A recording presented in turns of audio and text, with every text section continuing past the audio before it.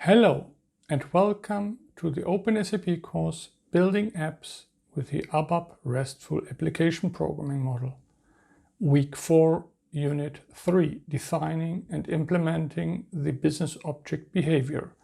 My name is André Fischer and I'm Product Manager for SAP Gateway and SAP Cloud Platform ABAP Environment.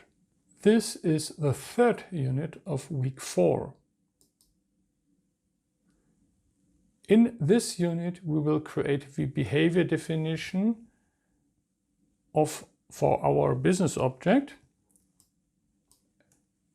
which is an unmanaged business object. And in the behavior definition, we have to specify that it is unmanaged. And in the behavior implementation, we have in turn to implement several methods: create, update, and delete, as well as a read method that will read from the buffer, and a lock method that will leverage the locking mechanisms of our legacy business logic. Looking at the dev flow, we are in the yellow highlighted sections that add and implement behavior of our business object. Let's start with a demo. At the end of the demo, we will have created and defined the behavior definition of our business object for the travel and the booking entities. In addition, we will implement the business object behavior in the behavior implementation class. Furthermore, we will create a test class and use the entity manipulation language to test our business object right after we have implemented its functionality. In this unit, we will add a behavior to our business object ZIRAP_TRAVEL_U group number. When you right-click on the root view of our business object, the new behavior definition dialog opens.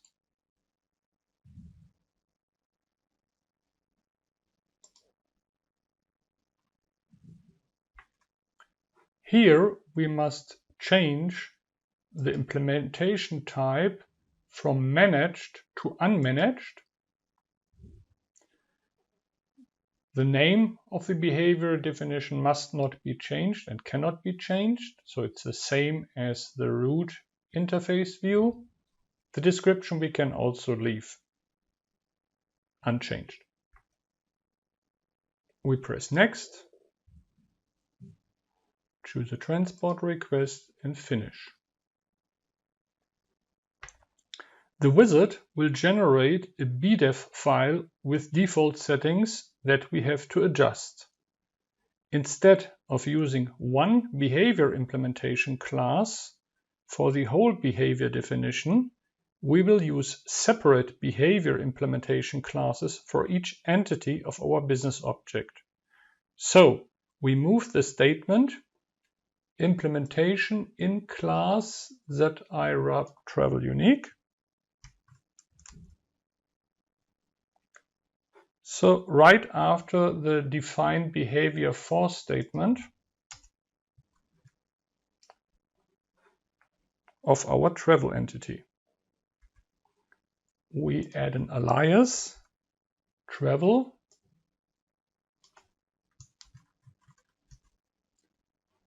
We remove the suggested coding for late numbering because we don't want to use late numbering, and we uncomment the coding lock master.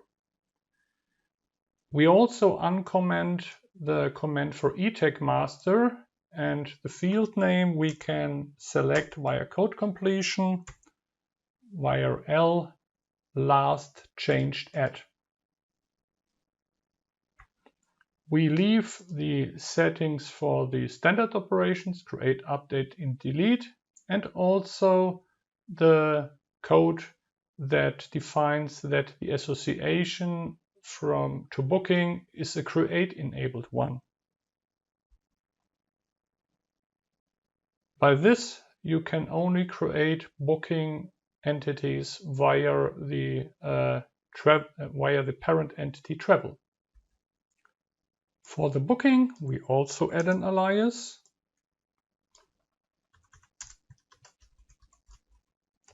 And we add a statement for the implementation class for the booking entity.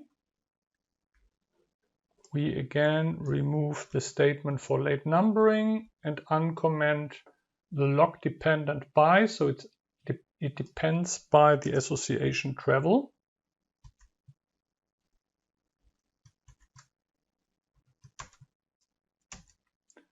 And eTag master we also replace so that it is also eTag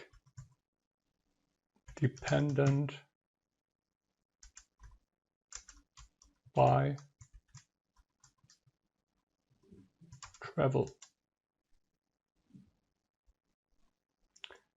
At this point, we'll get an error message. No behavior is defined for the association _travel of entity ZIRAP booking.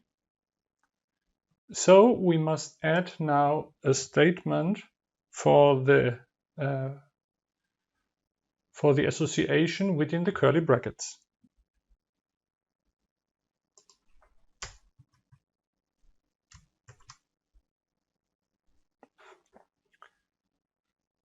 We add now a behavior for those fields that should become read-only or mandatory.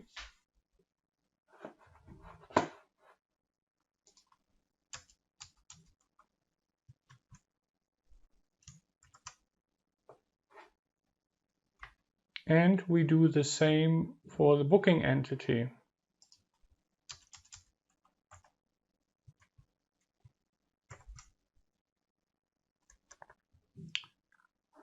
We also remove the behavior create for the booking entity because we want to ensure that booking entities are only created via association, that means via the parent entity travel.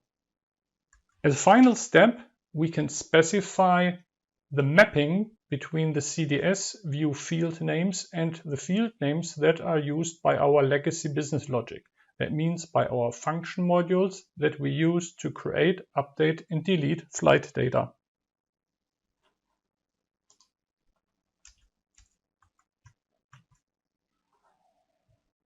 So we replace here the hashtags by the group number. And we do the same for the booking.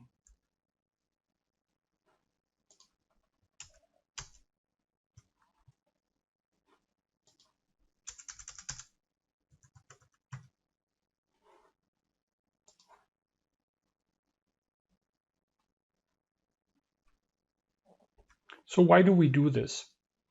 When accessing the legacy code, the developer would normally have to use corresponding with mapping in many places to map input from derived types such as type table for create or type table for action import to legacy types and vice versa to map legacy results to output derived types such as type table for action result, type table for read result, or failed. In legacy scenarios that are based on BAPIs, so-called control structures or X structures are used. These structures have the same field name, but beside the only exception is the key field, than the normal structure. But they have the type char1 to tell the BAPI which of the transferred fields contain a value via true and false. This type has the same function as the control structure in the input derived types, which are used by the RAP framework, to indicate which of the fields in the main structure are accessed by an operation, update, read, and so on. But since the data type in the control structure of the RAP framework differs from the one being used by the BAPIs, we must perform a mapping here as well. The solution is now to introduce a central declarative mapping within the behavior definition instead of many individual corresponding statements in the code. This improves maintainability of the application source code. So what's now left, we have to create two structures for both entities for the control structure. So the mapping we already have defined. So we are now going to create the two missing structures.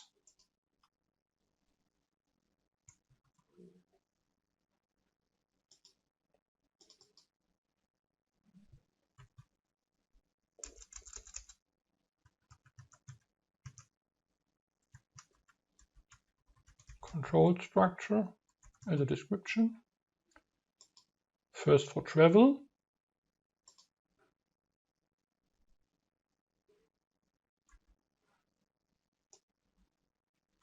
And we replace it with a prepared coding.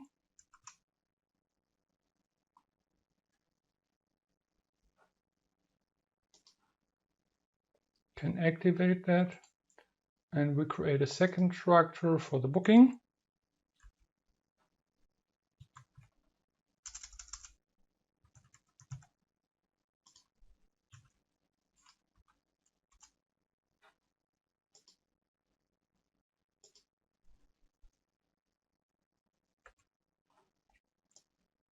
Also here we have all the same field names, but the type XSD Boolean.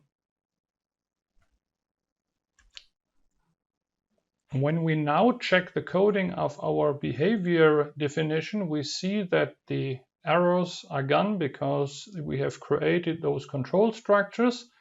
And the only thing which is left is that we have to create the behavior implementation classes, which we'll do in the next step. As a small recap, what have we achieved? So we have created an unmanaged implementation behavior definition for the implementation type unmanaged. We have specified the names for the behavior implementation classes, for separate ones for each entity. We have defined the standard operations, create, update, delete, that should be later on implemented in the behavior implementation class. The create enabled association that points from travel to booking. We have specified fields which are mandatory and read-only. This we will see later in the UI.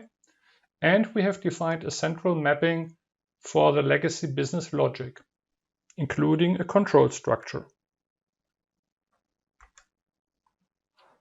In order to create the classes, we can use a quick fix. We can select the class name and press Ctrl 1. This would create the behavior implementation class, but since the coding for the beta is not yet active, we have first to activate it.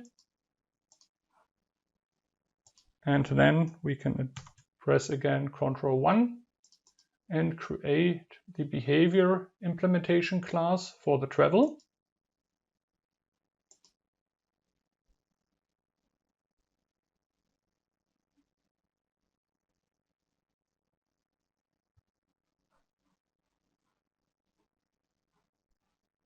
So you see here from the signature a create method that will be called when creating an entity, delete if an entity is going to be deleted.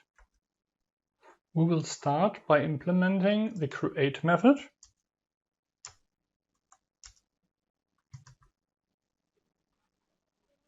And use the prepared coding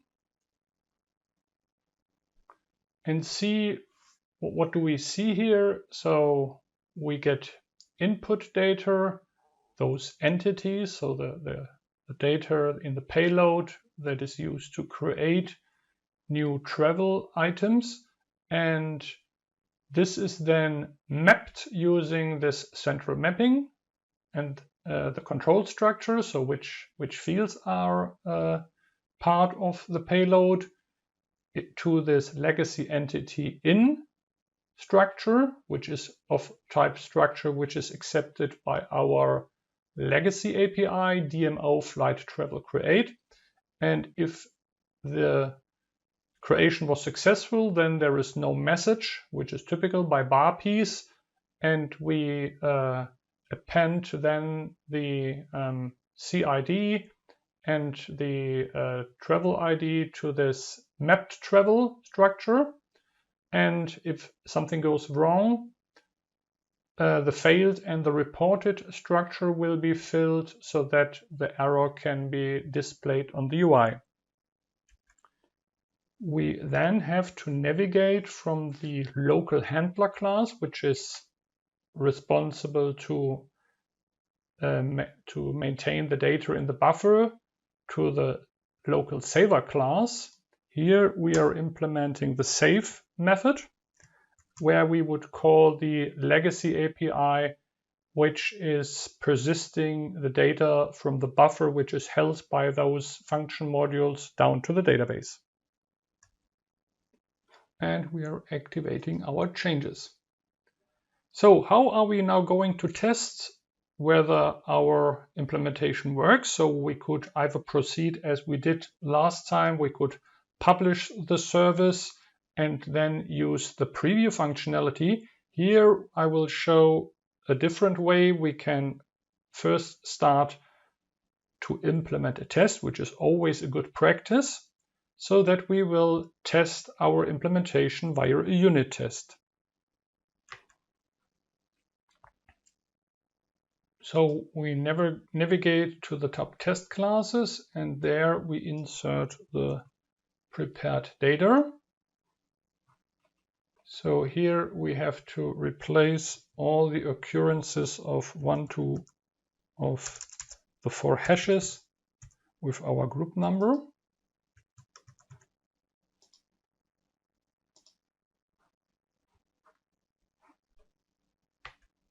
So, and what does this coding do?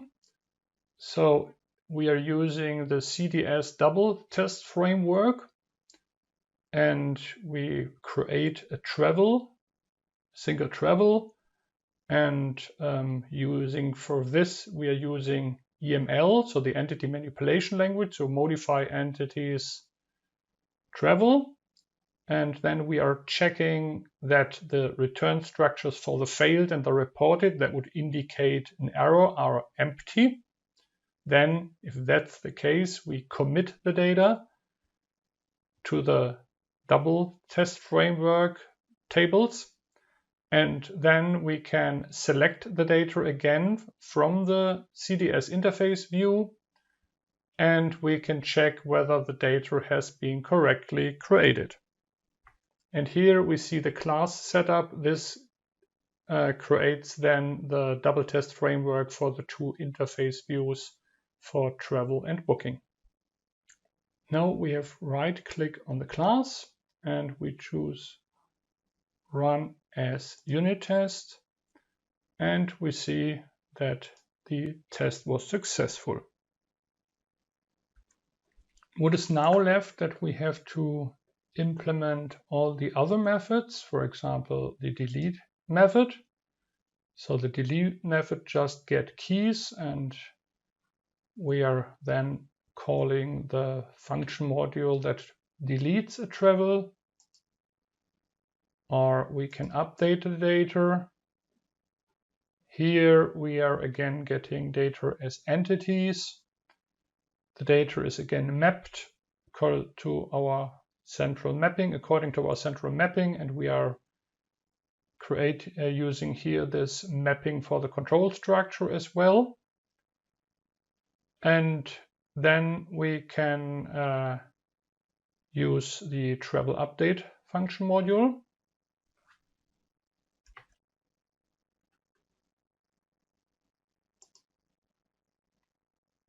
We also have implemented lock statement, the lock method, which would perform a locking in order to avoid that when an update is performed, that there are 2 updates happen at the same time.